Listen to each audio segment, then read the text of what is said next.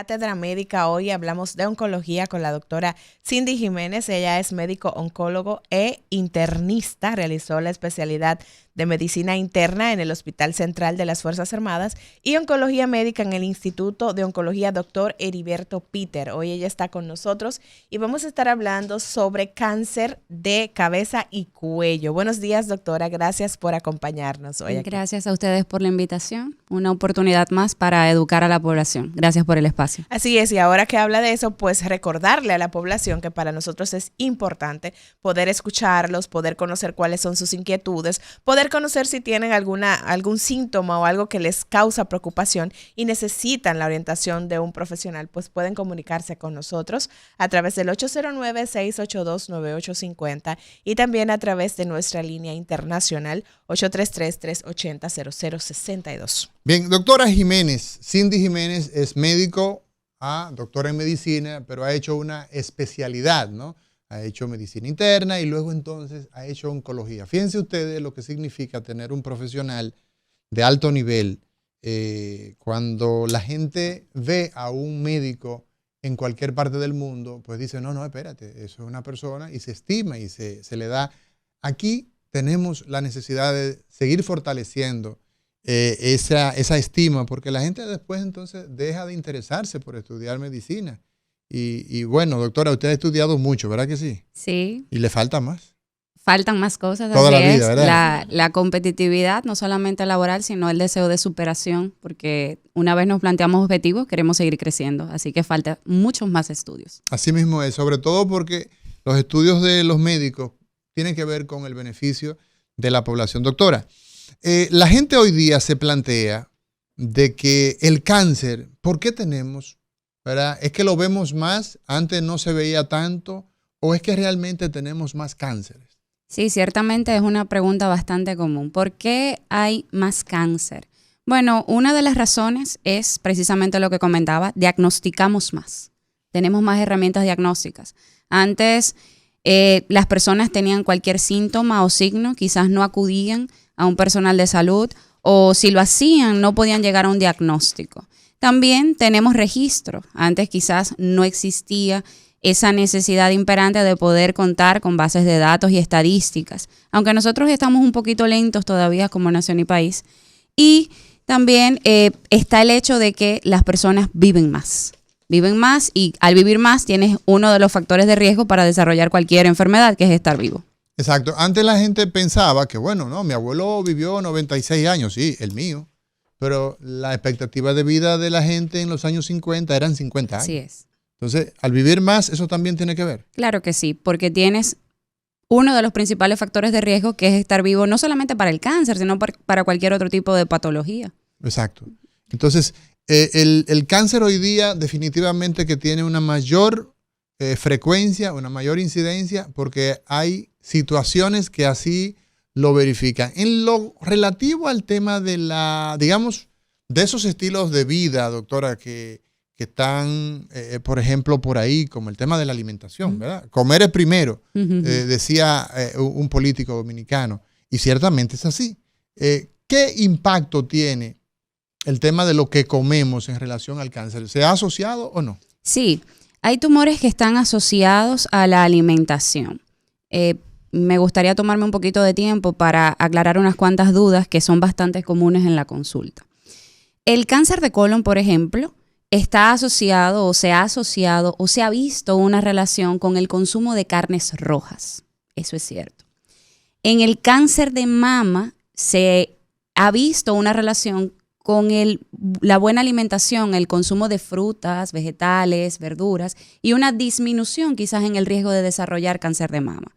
Lo mismo ocurre para otros tumores. Definitivamente, la alimentación es fundamental, tanto para el caso de la prevención como para el momento de enfrentar un diagnóstico y llevar un tratamiento.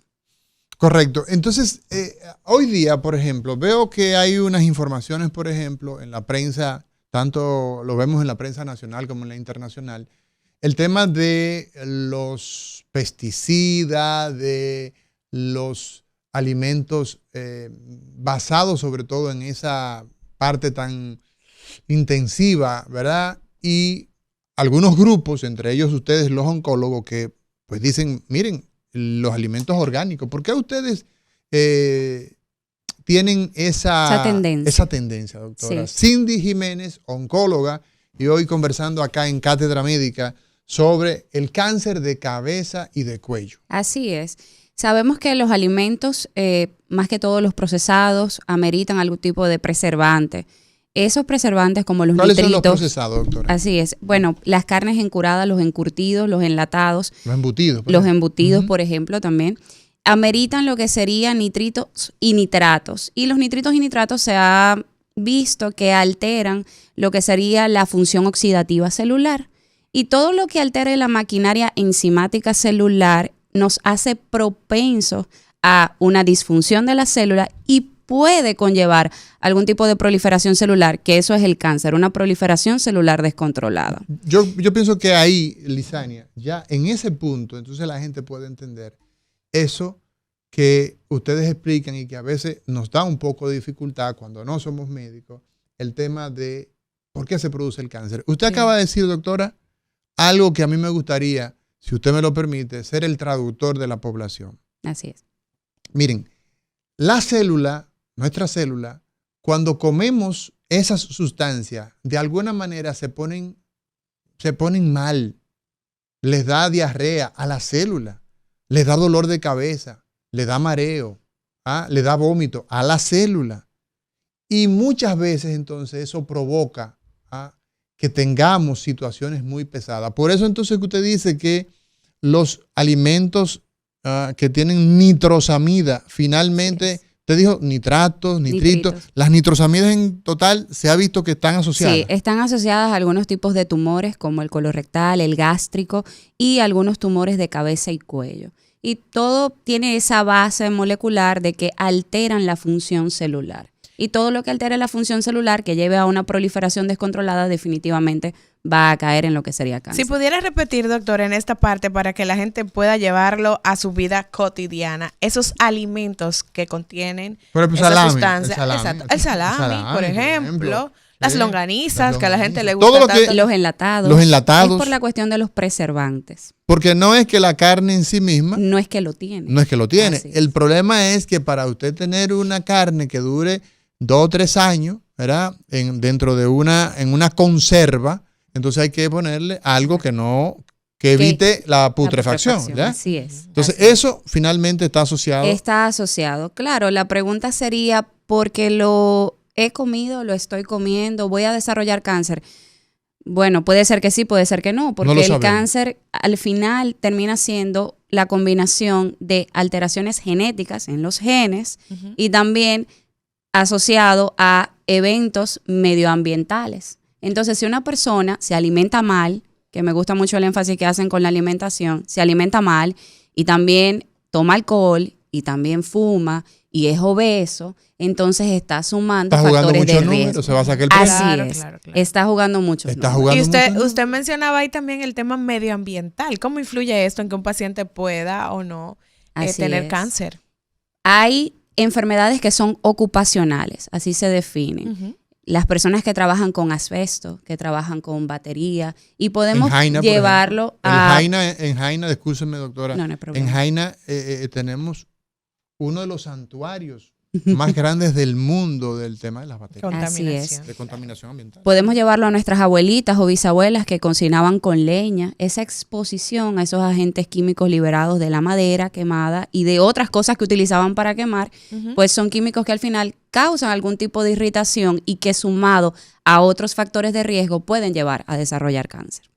Excelente. Doctora, mire, y yo sé que no es quizás el tema que vamos a debatir en el programa del día de hoy, pero fuera del aire hablábamos también del tema del impacto que tiene para las familias y para los pacientes cuando hay un diagnóstico de cáncer en un niño, en un paciente pediátrico. En estos casos donde quizás ese paciente no se ha visto expuesto a lo que un adulto y por el tiempo en que un adulto se ve expuesto a temas medioambientales, a temas de alimentación, ¿cuáles son esas causas más comunes de cáncer infantil? Sí, más que todo los niños los tumores que desarrollan los niños están relacionados con alteraciones genéticas, más que todo. El cáncer es una enfermedad genética. Hay alteración en los genes. Bien. ¿Qué tipo de alteraciones? Bueno, mutaciones, de lesiones, inserciones, eso va a depender. Y los niños, es un término que yo utilizo bastante, son casos bastante complejos. No solamente para llegar a un diagnóstico, sino para el abordaje y tratamiento y sobre todo el acompañamiento familiar. Y por eso es que, quizás por eso, hemos decidido muchos de nosotros los oncólogos trabajar con adultos, porque creo que el nivel de empatía, la sensibilidad y sobre todo la interesa para trabajar con niños es fundamental. Sí, claro, claro. Señores, nosotros estamos conversando hoy con la doctora Cindy Jiménez, quien es oncóloga, internista oncóloga, y estamos hablando del cáncer.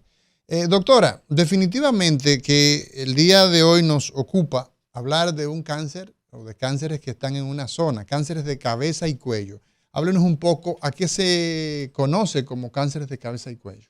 Sí, los tumores de cabeza y cuello, los tumores malignos de cabeza y cuello son los que afectan, nacen o parten de la cavidad oral. ¿De la boca? De la boca, Ajá. así es. De la cavidad nasal, de los senos paranasales. Donde da sinusitis, ¿verdad? Así es. De la faringe, Okay, de la la garganta. laringe y de lo que se conocen como las glándulas salivares. Esas son las estructuras que utilizamos para identificar los tumores o cáncer de cabeza y cuello. Entonces, esos tumores, doctora, cabeza y cuello, usted mencionó, Lizania, a ver, ayúdame, usted sabe que la boca, la nariz, La faringe, ese, dicen en el campo, la garganta, ¿verdad? Allá atrás, ¿verdad? Entonces, la faringe, la laringe, que es el tubito que va a pasar el aire donde están las cuerdas vocales, ¿verdad?